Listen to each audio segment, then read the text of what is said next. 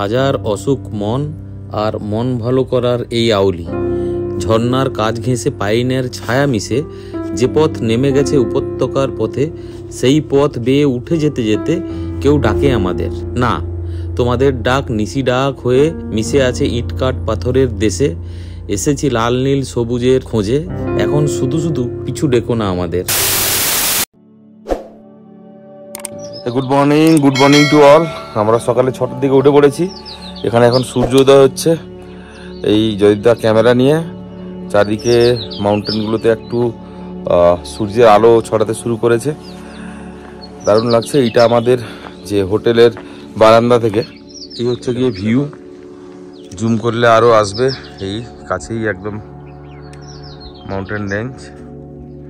এখন একটু একটু করে সূর্যের আলো পড়ছে আর দারুণ লাগছে দেখতে। আউলি এখন অ্যাকচুয়ালি ট্যুরিস্ট প্রায় নেই, খুবই কম ট্যুরিস্ট। ঠান্ডা আছে খুব, ট্যুরিস্ট কম থাকার কারণে দারুণ মজা করা যাচ্ছে, কত হই হট্টগোলও নেই।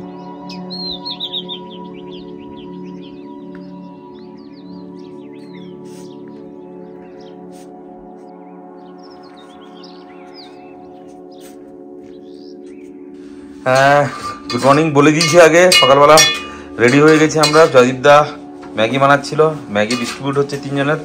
ম্যাগি খেয়ে আমরা এখন টপে যাবো আউলি, আর ওখানে একটু চেয়ার কারে চড়বো, হ্যাঁ চেয়ার কারে চড়বো। তো তারপরে আমরা নিচে আসবো। আজকে আউলি স্টে করবো আমরা। যেটা কিছু বলবে না, আগে খেয়ে তো বেরোই। আমরা খাওয়াও রুমের মধ্যে করছি ভাই, রুম নিলেও খাওয়াও রুমের মধ্যে না, বাইরে গিয়ে খাবো। বাইরেটা কত সুন্দর। হ্যাঁ, বাইরে বসে খাবো আমরা, ঠান্ডা একটু। এখন আমরা ওই আউলির উপরের দিকে হেঁটে যাচ্ছি। সামনে জয়দীপদা, পেছনে বড় জয়দীপদা। এই সামনে সব স্নোকেপ মাউন্টেন দেখা যাচ্ছে। আমরা হেঁটে হেঁটে উপরের দিকে যাচ্ছি।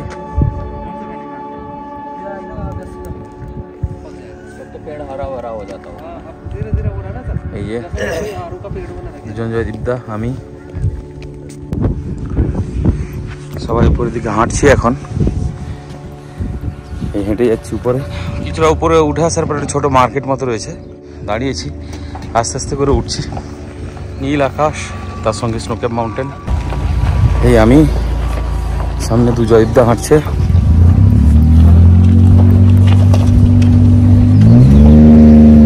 জল একটু করে খেতে হবে, উঠতে পারছে না গাড়িটা। 2 দিন বা স্টার্ট বন্ধ হলো, এখন উঠছে আবার। এইদিকে স্নোকেপ মাউন্টেনগুলো এখন ওপেন হয়ে গেছে আবার। কেবল কার চড়ার জন্য এখন উপরে উঠছি। কেবল কারে উপরে যাব, তারপর স্নো পয়েন্ট একটা যাবো। সিঁড়ি ভেঙে উঠতে হবে অনেকটা। চেয়ার কার চড়বো এসে গেছি। এখানে 500 টাকা করে পার হেড। অনেক লোকজন আসা শুরু করে দিয়েছে। 9:30 থেকে চালু হবে। ওই চেয়ার কার ধরে ওই উপরে দেখা যাচ্ছে, উপরে যাবো। এই যে উপরে এই স্নো কারে করে আমরাও একটু বাদে উঠবো। টিকিট করা হচ্ছে, উপরে স্নো আছে দেখা যাচ্ছে। এই যে যাচ্ছে, এই যে উপরে ওঠা স্টার্ট হলো। ওই উপরে যাচ্ছে সবাই একে একে চড়ছে। এবারে আমাদের পালা আসছে, সামনের দিকে চলে এসেছি আমরা। এই যে বাকি দুজন দাঁড়িয়ে আছে, উঠে পড়েছি রাইডে। উপরের দিকে উঠে যাচ্ছি এখন, একদম শূন্য। এই হচ্ছে কি আমরা 4 জন বসে আছি।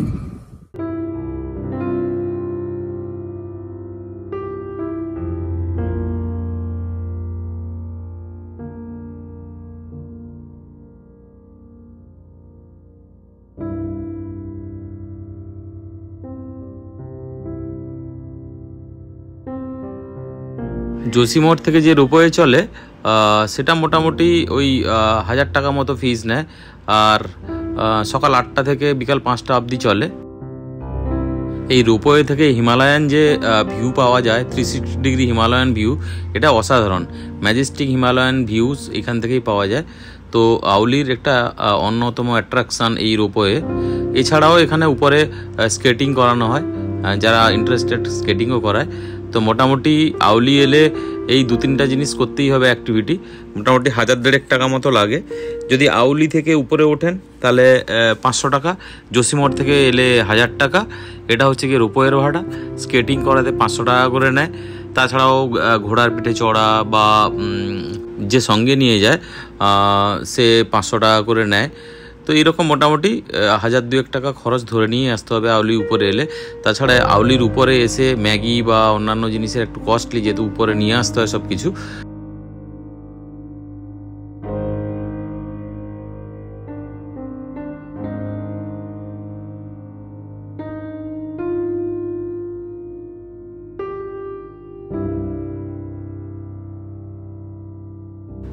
এছাড়াও আউলি থেকে অনেকগুলো ট্রেকিং লোকেশন রয়েছে। এখান থেকে মেন যেটা রয়েছে গর্সন বুগিয়াল, তাছাড়া রয়েছে Nanda Devi national park, Chenab lake, এগুলো এখান থেকে ট্রেকিং করে অনেকে।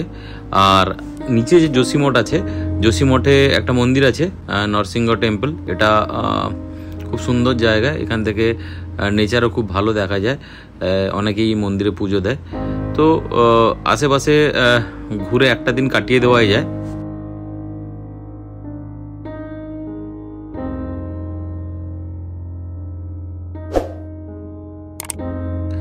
আউলি থেকে অনেক হিমালয়ান পিক দেখা যায়, আমি সব নাম জানি না। তো তার মধ্যে এখান থেকে প্রমিনেন্ট হচ্ছে নন্দাদেবী, খুব পরিষ্কার দেখা যায় এখান থেকে ওয়েদার ক্লিয়ার থাকলে।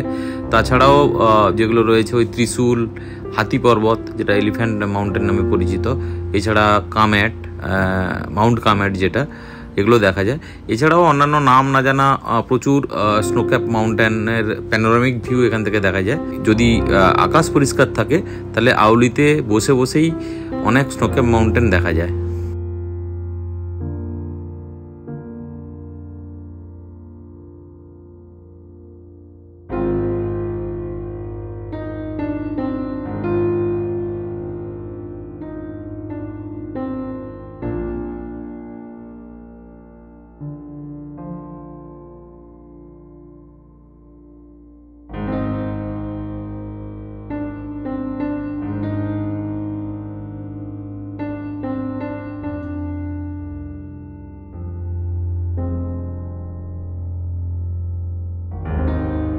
এই দাদা আমাদের সঙ্গে নিয়ে যাচ্ছে,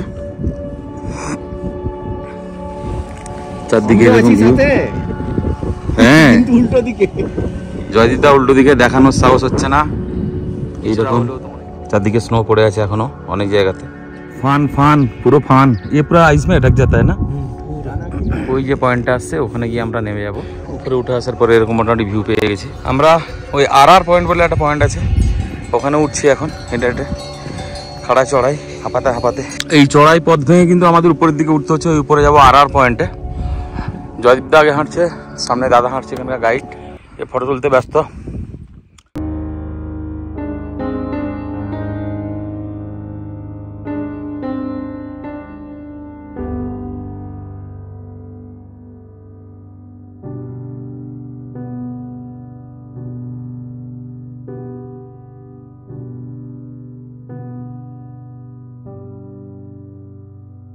এই আমি হাঁটি চলছি উপরের দিকে, একটা চকলেট খাচ্ছি,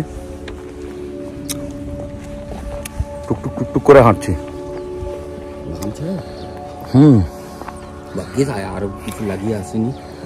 একদিকে ঠান্ডা আবার একদিকে গরম, সবাই হাঁটছে। সামনে একটা গুরাসের গাছ দেখতে পাচ্ছি, রডোডেন্ড্রন ফুটে আছে ওইখানটায়,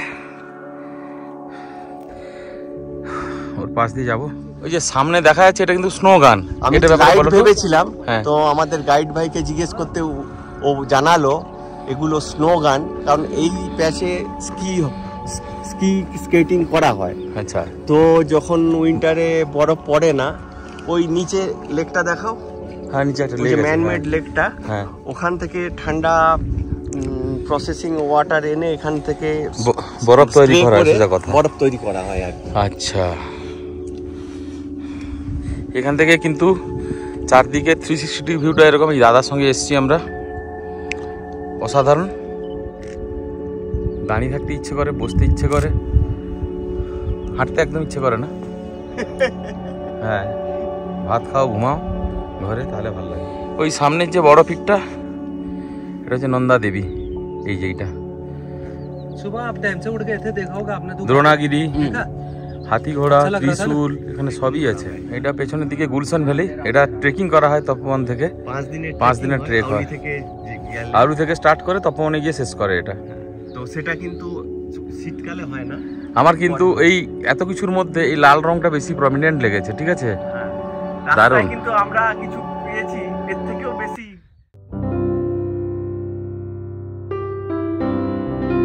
একটা পেছনে রাস্তা ফেলে উপরের দিকে উঠে চলেছি, এখনো বেশ চড়াই আছে।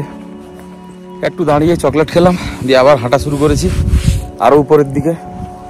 অক্সিজেনে টান ধরছে, শিশিরানি বেড়ে যাচ্ছে, চারদিকে বরফ পড়ে আছে। তো এই নিয়ে আমাদের হাঁটা। সামনে জয়দীপদা হাঁটছে, পেছনে বড় জয়দীপদা ফটো तुलते तुलते। हाँ वो जो टापू है ना उसमें, हाँ वहाँ से आपको पीछे का व्यू भी दिखेगा हाँ। और इधर का सारा व्यू देख करके फिर हम लोग उधर से जाएंगे उधर को। अच्छा, फिर जाएंगे हम स्की पॉइंट पे, हाँ स्कीइंग करेंगे। उसके बाद अगर आपको इधर करना है तो कर सकते हैं, और फिर वहाँ से लेक से फिर पैदल नीचे। हाँ, अभी उधर आराम से घूमेंगे, इधर आराम से घूमेंगे, ठीक है, कोई दिक्कत नहीं। ठीक है।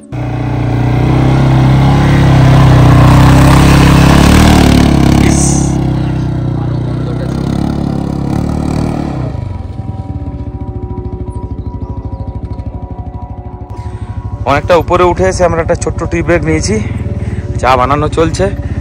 এটা টেম্পোরারি দোকান দিয়ে প্রতিদিনের জন্য চা খাবো, তারপরে এখানে টি ব্রেক। दिसंबर जनवरी में तो पूरा भरा रहता है, पूरा नीचे तक जहाँ से जा रहा है ना सर, वहीं पे होता है इसके कितना ऊपर ম্যাগি আর চা এটাই তৈরি হয়, এই চা বানানো হচ্ছে। এবারে কিন্তু আমাদের আর মাটি নেই, বরফ ভেঙে কিন্তু এবারে উপরে উঠতে হবে। বরফের উপর দিয়ে চড়া শুরু, একে চড়াই তারপরে বরফ মড়মড় করে ভাঙছে। উঠে এসছি, এখন বরফের উপর দিয়ে হাঁটছি। পাথর, বরফ, বরফ গলা জল সব একসাথে নিয়ে পায়ের নিচে বরফ মড়মড়িয়ে ভাঙছে, পা পিছলে যাচ্ছে ধুমধাম। এই হাঁটছি, নিচেও দেখতে হচ্ছে, বাপরে বাপ। ওই নিচ থেকে বরফ ভাঙতে ভাঙতে আমরা উপরে উঠে আসছি, হাঁপিয়ে যাচ্ছি খুব। আর জয়দীপদা আগে গেছে, আগে হাঁটছে, তার আগে ইয়ে ভাই হাঁটছে, আমাদের গাইড ভাই। এই আগে আরো অনেকটা উঠতে হবে, চড়াই, বরফ, পা ডুবে যাচ্ছে, দেখাচ্ছি আমি। ভাই বরফ ভাঙতে ভাঙতে কিন্তু অনেকটা আমরা উঠে এসেছি। এই পেছনে জয়দীপদা হাঁটছে, সামনে আরেকটা জয়দীপদা হাঁটছে, পা স্লিপ করছে, তাও হাঁটছি। যত হাঁটছি মজা আসছে, অক্সিজেনে টান ধরছে, ফুসফুস হাঁপড় টানছে, দারুণ, অসাধারণ বললেও কম হবে। আর দুদিন খাসি মাংস খেয়ে চর্বি আরো জমে গেছে। এদিকে পা স্লিপ করছে, কথা বলাও বেশি যাচ্ছে না, হাঁপিয়ে যাচ্ছি। এই বরফের ট্রেলটা ধরে আমরা হেঁটে চলেছি।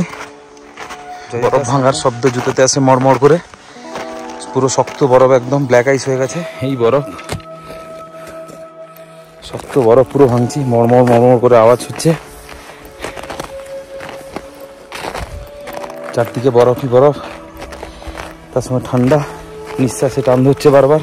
এই চারদিকে বরফের রাজ্যে পৌঁছে গেছে একদম। এক হাতে ফোন, জুতো ডুবে যাচ্ছে বরফের মধ্যে একদম। আরো বরফ বাড়তে যাচ্ছে যত উঁচুতে উঠছি।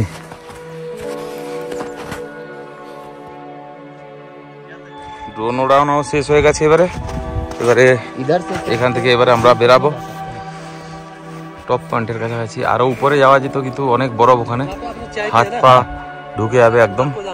তো সেই জন্য ওখানে আমরা যাবো না, এখান থেকে আবার ব্যাকে যাব। একদল ঘোড়সওয়ারির দল ঘন্টা বাজিয়ে পর্যটকদের নিয়ে যাচ্ছে।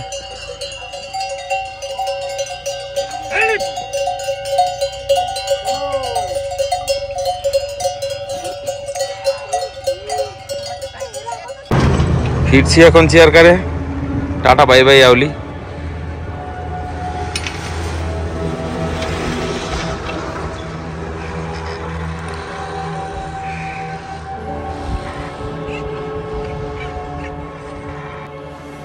এই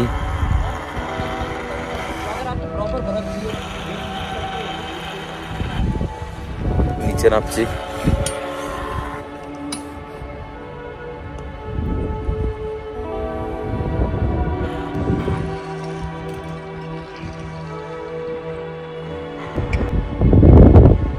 এরা আসছে, আমরা যাচ্ছি।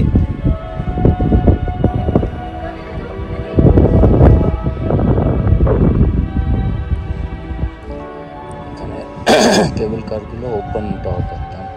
এর আগে বড়রাতে পাওয়াগড়ে বসেছি, ওখানে কেবিনের মতন ছিল গাছ লাগানো। শান্ত নির্জন আউলি, মনে হচ্ছে যেন ঘুমিয়ে আছে। আমরা উপর থেকে ঘুরে এলাম, হাঁপিয়ে গেছি প্রায়, খাওয়া দাওয়া হয়নি।